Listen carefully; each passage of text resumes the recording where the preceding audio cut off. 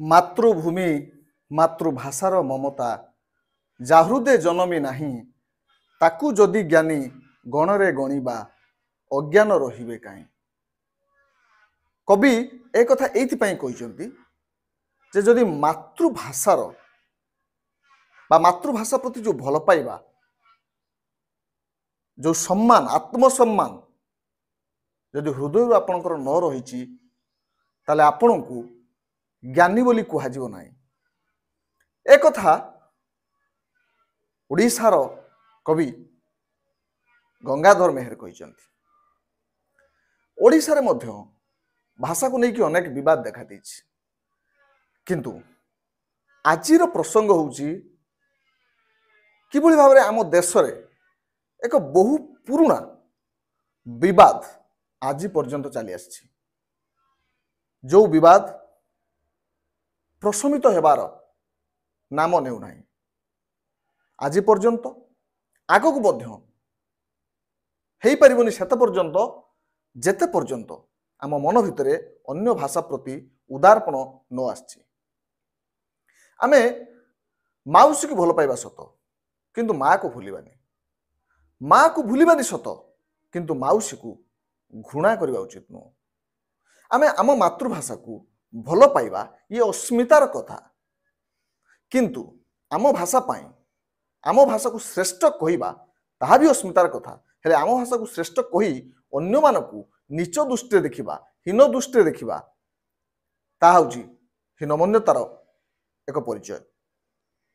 ଯାହା ବିଗତ ଦିନମାନଙ୍କରେ ଭାରତର ଏକ ପ୍ରମୁଖ ସମସ୍ୟା ହେଇକି ରହିକି ଆସିଛି।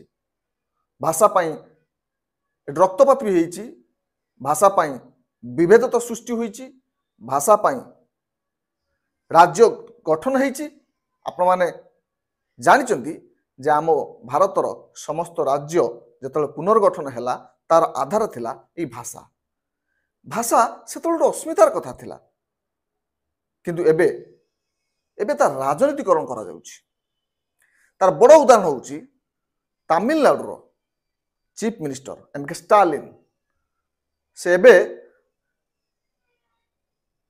କିଛି ଦିନ ତଳେ ଏକ ରିସେଣ୍ଟ ବିବୃତ୍ତି ଦେଇକି କହିଛନ୍ତି ଯେ ଆମେ ହିନ୍ଦୀକୁ ଗ୍ରହଣ କରିବୁ ନାହିଁ, ଏବଂ ଟଙ୍କାରେ ଥିବା ଯେଉଁ ରୂପୀ ଚିହ୍ନ, ଯାହାକୁ ବଜେଟ୍ ଆରମ୍ଭରେ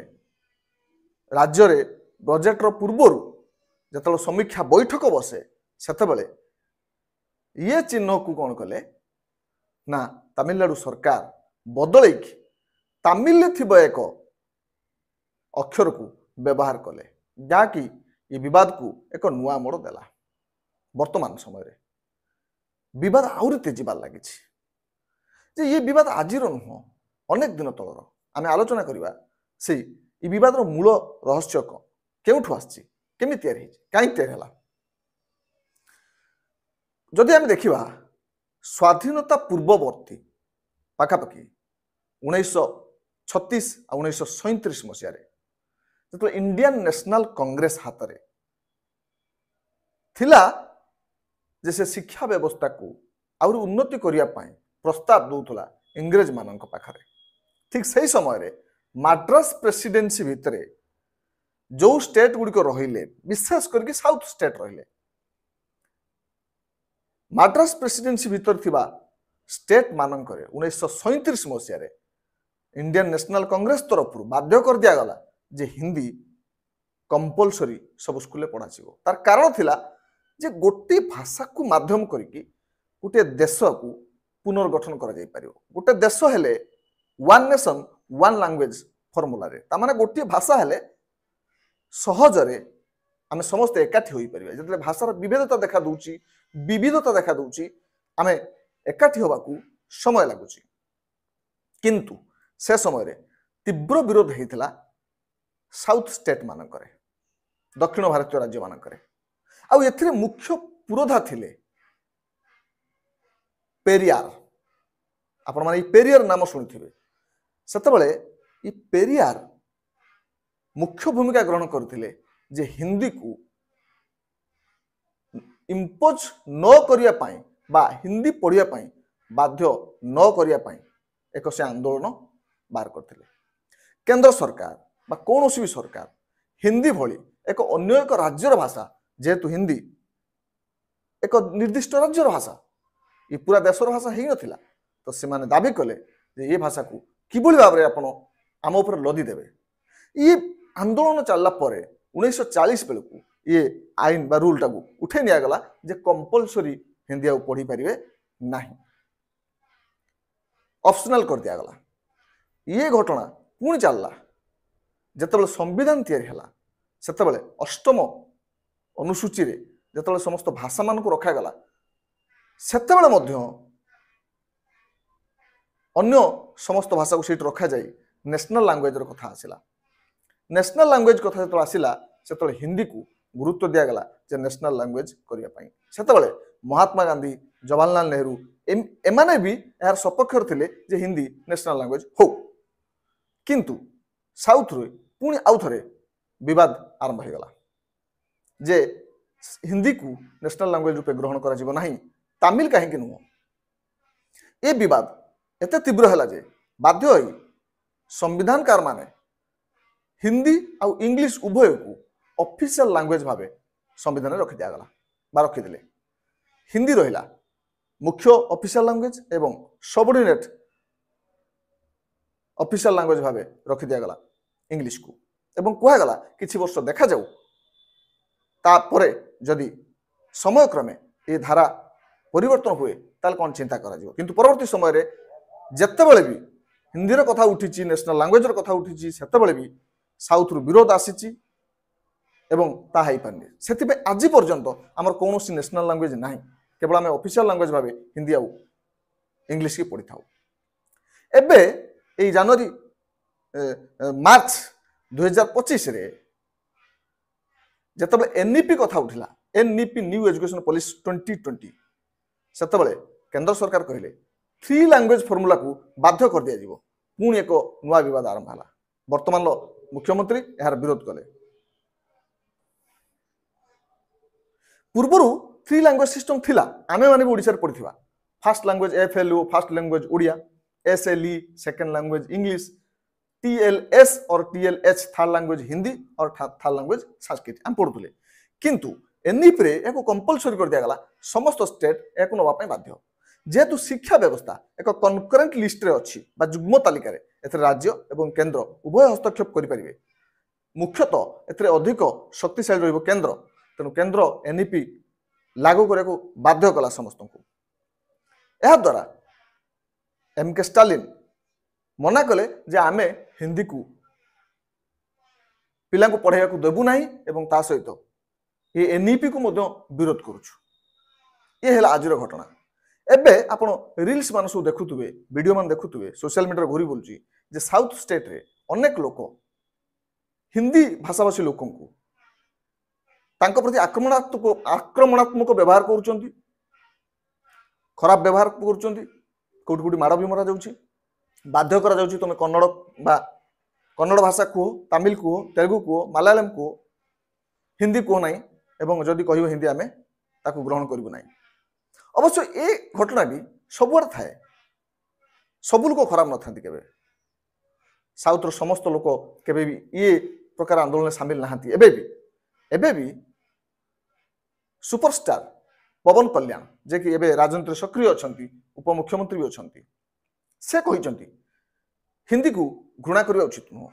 जदि तुमर सिनेमा मान हिंदी को डब करके कोटी कोटी टका इनकम करि पारुछो हिंदी स्टेट मान करे तबे हिंदी को विरोध केमती करिवो निज भाषा को भल पाओ वरन हिंदी को विरोध करबा उचित नुह एहा को मध्य सपोर्ट करछन तांकर बड़ भाई से मध्य सुपरस्टार चिरंजीवी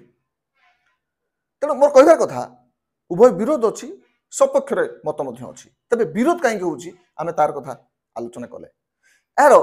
आउ कत पृष्ठभूमि कहूँ जेहेतु सिनेमा कथा पड़ता 1991 रे 1991 मसीह जितेबले नेशनल फिल्म अवार्ड घोषणा करने कथा ठीक सही समय रे अमिताभ बच्चन को से वर्ष मिलता अग्निपथ पाई बेस्ट नायक भूमिका रे नायक भूमिका पाई अवार्ड मिलता बेस्ट एक्टर भावे किंतु सही समय थिलाकान नामक जड़े मालायालम आर्टिस्ट जे कि बहुत बढ़िया एक्टिंग करते से समय एवं आशा थिला सी ही नेशनल अवार्ड जितबे सी निजे मध्य आशावादी थिले जितबे परोक्षरे से जूरी थिबा बा चेयरमैन थिबा अशोक कुमार सी भी कही जे विवृत रे कही जे जितबार सुजोग थिलाकान किंतु थिलाकान कौन से एक मंचरे पर इंटरव्यू रे कही जे एथिरे राजनीतिकरण करा जाई अमिताभ बच्चन को दियागला जेहेतु से हिंदी भाषाभाषी आसछंती एवं कांग्रेस रा कौन नेता तांकु जेहेतु अमिताभ बच्चन से समय राजनीति करने चाहूले राजनीति को आने चाहूले कांग्रेस दल से कांग्रेस बोध हुए यह अस्त्र कर अवार्ड प्रदान करते अमिताभ बच्चन परवर्ती मुहूर्त में कांग्रेस रे जोग दे पारे ये राजनीतिर कथा यू आरंभ होता स्वर उत्तोलन परवर्ती समय कथा 2018 बेसी नुह 2018 कथा ए समय अनेक रोमांटिक सिनेमा एवं बहुत बढ़िया सिनेमा आसीथिला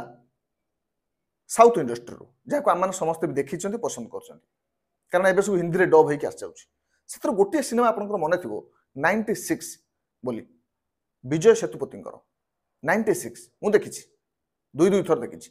बहुत बढ़िया भी होइछि किंतु से समय मध्य आशा करा जायथिला जे साउथ रु कोनो सिनेमा नेशनल अवार्ड पाइबो एवं ये सिनेमा तक पाइ नथिला सेतेबेले भी साउथ रु स्वर उत्तोलन होइतिला जे कोठी ना कोठी नेशनल सिनेमा रे बॉलीवुड रो प्राधान्य रहउछि बॉलीवुड प्रभाव विस्तार करी अन्य कौन से आंचलिक भाषा को गुरुत्व प्रदान करू नाही जहाद्वारा आमे ये सुजोग पाई पारू ना एमिति कि जो जूरी कमिटी करा जाउछि आंचलिक स्तर रे रीजनल लेवल ले सिलेक्शन करिया पे तमिल तेलुगु कन्नड़ मलयालम एमिति हमर ओडिया हो कि बेंगली हो सेठी मध्ये विवाद होउछि जे जो जूरी माने अछंती से जूरी माने जो भाषा को रिप्रेजेंट करिया पे जाइछंती बा जो भाषार सिनेमा को शॉर्टलिस्ट करिया पे बा आगो को बढ़िया पे जार काम सेथि भितरे मध्ये से भाषाभाषी लोक कम अर्थात हिंदी लोक जहा द्वारा से मानक सिनेमा को सुजोग मिल नाही आगो को आसिया पे ए कथा मध्ये विवाद रहिछि मुख्य कथा से मानक विवाद काहे कि जदि से माने इंग्लिश को ग्रहण करि पारुछंती से माने हिंदी को काहे ग्रहण करि पारनाथि तांकर कांसेप्ट बा तांकर मत देखिबा तांकर मत होउछि आमे जानिछंती आर्यन भाषा फैमिली रे जदि आमे मोटा मोटी भाबे दुईटी भाषा फैमिली करबा हम भारतीय भाषा रे ताल गोटे द्राविडियन फैमिली आ गोटे होछि आर्यन फैमिली द्राविडियन फैमिली भीतर रहउछंती परिवार भीतर भाषा परिवार भीतर तमिल तेलुगु मलयालम कन्नड़ चारिटी गोटे भाषा एवं आर्यन भाषा भीतर रहउछंती मुख्य भाषा कथा मु कहूछि आर्यन भाषा भीतर रहउछंती हिंदी संस्कृत ओडिया अहमिया बेंगली मराठी ये सब से लक्ष्य करेंगे साउथ भाषा पाखापाखि एका भली शुभे एवं किछि किछि सामंजस्य भी अच्छी आउ नॉर्थ भाषा जोड़ा आर्यन फैमिली आछि से मध्य प्रायतः एका भली शुभे आमे बेंगली किछि किछि बुझी परिबा अहमिया भी किछि किछि बुझी परिबा हिंदी तो केते सहज बुझी परिबा जतो 3 लैंग्वेज फॉर्मूला तैयारी करा गला सेतो आमे ओडिया रखिले फर्स्ट लैंग्वेज भाबे सेकंड लैंग्वेज भाबे इंग्लिश रखिले इंग्लिश हमर आवश्यक थर्ड लैंग्वेज भाबे आमे संस्कृत रखिले बा हिंदी रखिले जाकि आम निज भाषा फैमिली आस्तु आम बेसी किसी असुविधा है ना किए कहले हिंदी रखू किए कहले संस्कृत रखू उभय रखिले किंतु जो साउथ रे कथा जो उठुची से फास्ट लैंग्वेज भाव जदि आम तमिल को नवा मुख्य भाव ताल फास्ट लैंग्वेज भाव तमिल नेले सेकेंड लैंग्वेज भाव इंग्लिश नेले एवं थर्ड लैंग्वेज भाव से संस्कृत किंबा हिंदी कहीं पढ़े पढ़ा को एत कष्ट कहीं कर प्रश्न उठेले ये तो कौन राज्यर भाषा आम कहीं पढ़ा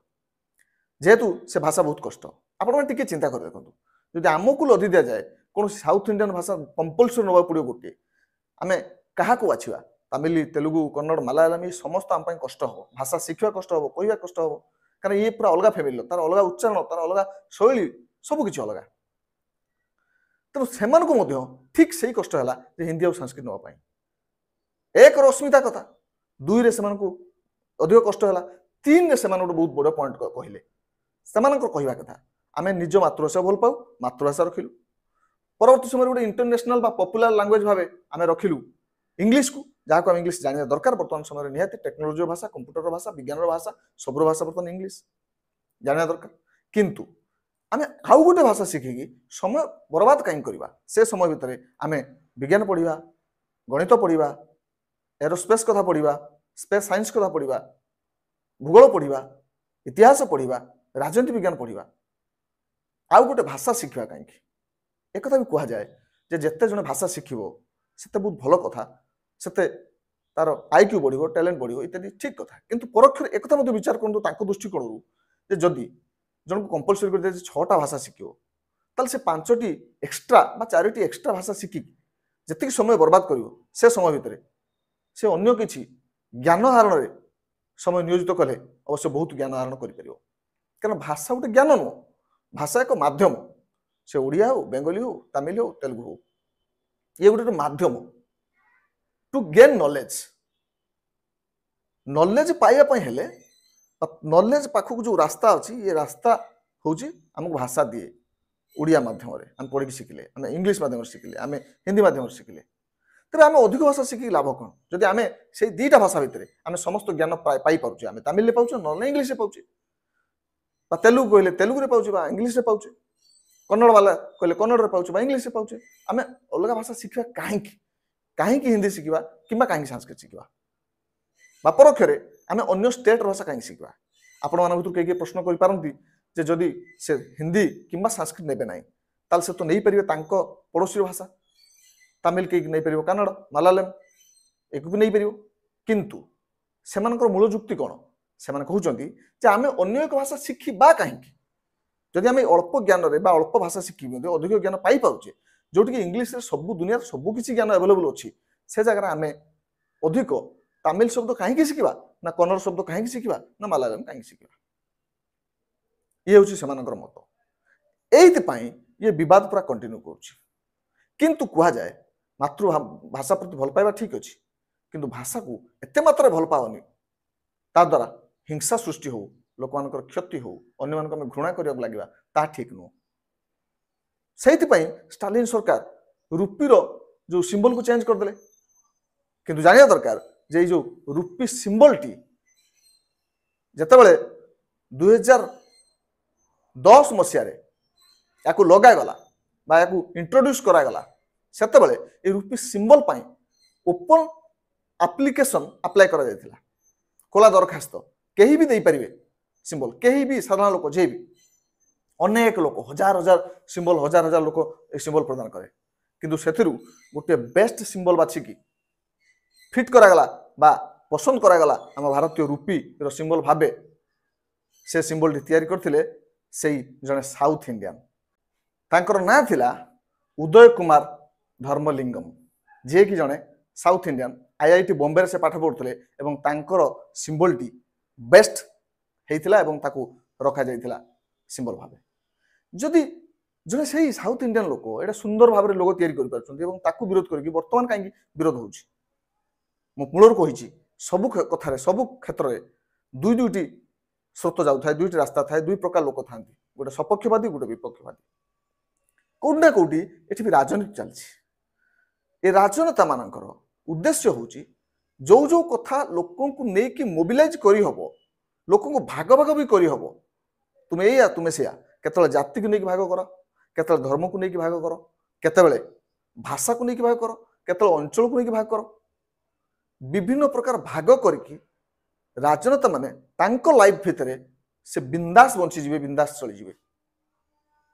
किंतु साधारण जनता निज निज भितर बाड़िया पिटा है कि सब बेले शोषित हेउथिबे मु प्राय समय कहे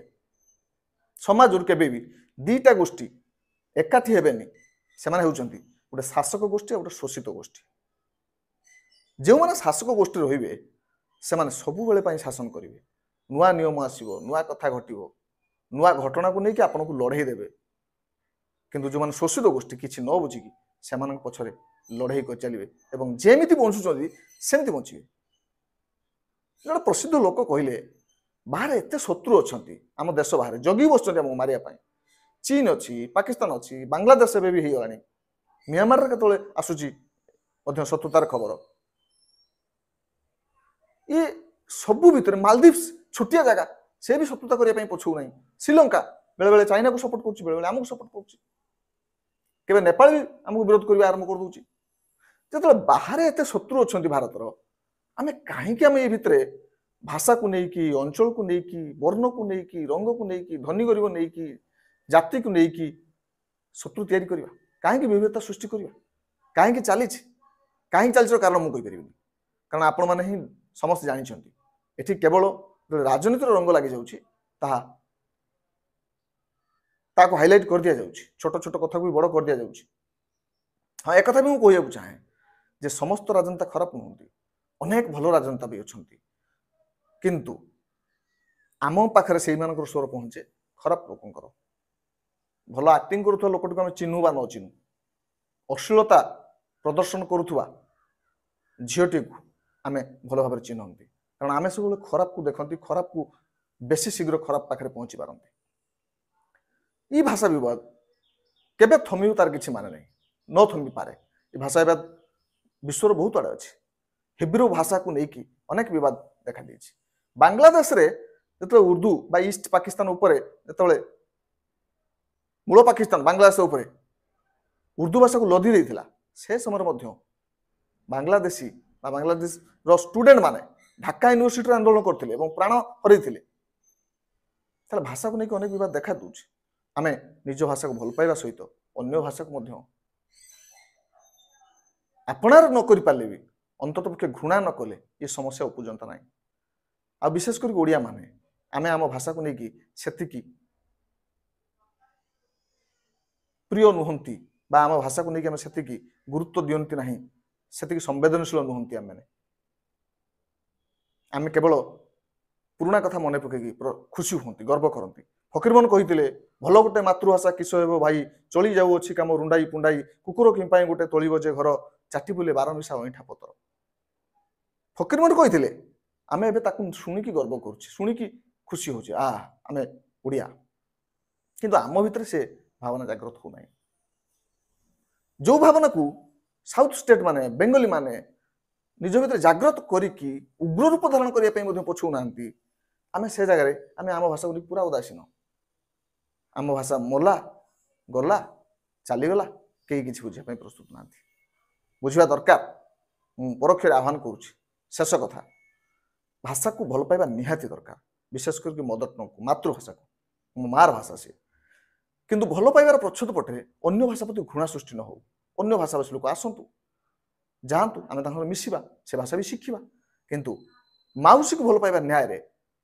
माँ को अणदेखा करवा ठीक नुह अन्य भाषा को भल पाइबा न्याय रे आम निज मातृभाषा ओडिया को घृणा करवा कदापि ग्रहणीय नुह तेणु मातृभाषा को भल पाइबा मो ओडिया मो पाई महान